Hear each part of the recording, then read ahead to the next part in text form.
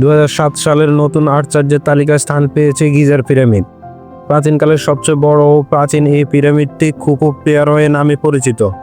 প্রায় 5000 বছর আগে 20 বছর ধরে 1 লাখ শ্রমিক দিয়ে বানানো হয়েছিল এই বিশাল কাঠামো। প্রতিটি পাথরের ওজন 60 টনের কাছাকাছি, দৈর্ঘ্য 30 থেকে 40 ফুট। আজকের আধুনিক ক্রেন যেখানে 20 টনের বেশি ওজন তুলতে পারে না, সেখানে মিশরীয়রা কিভাবে 23 লাখ বিশাল পাথর সরিয়ে তৈরি করেছিল পিরামিড? চাকা ছিল না, আধুনিক মেশিন ছিল না, তবে কি তারা আমাদের চেয়ে উন্নত প্রযুক্তি ব্যবহার করেছিল?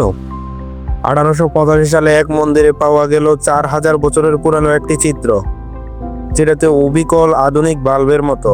বিজ্ঞানীরা বলেছেন, তখনও কি বিদ্যুৎ ছিল, নাকি এটা এলিয়েনদের জ্ঞান? তিনটি পিরামিডের অবস্থান একদম মিলে যায় মহাকাশের 3টি তারা এরিয়ন বেল্টের সঙ্গে। এমন নিখুঁত অবস্থান কি কাকতালীয়? তাহলে কি মিশরের মানুষ মহাকাশ যাত্রা করেছিল? প্রচলিত বিশ্বাস পিরামিড হলো সমাধিক্ষেত্র।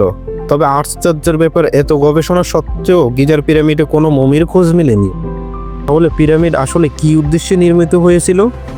উপর ও নিচে, ডানে ও বামে রেখা টানলে দেখা যাবে গিজার পিরামিড পৃথিবীর একদম মাঝখানে। 4000 বছর আগে পৃথিবীর কেন্দ্রস্থল কিভাবে নির্ধারণ করেছিল মিশরীয়রা? প্রচণ্ড গরমের মাঝেও পিরামিডের ভিতরে তাপমাত্রা 20 ডিগ্রি সেলসিয়াস। গবেষণা বলছে অভ্যন্তরে রয়েছে প্রাকৃতিক বায়ু চলাচলের ব্যবস্থা, যা এখনকার আধুনিক ভবনও প্রায় অসম্ভব। আজও কেউ জানে না কিভাবে, কেন আর কারা তৈরি করেছিল এই আশ্চর্য পিরামিডগুলো।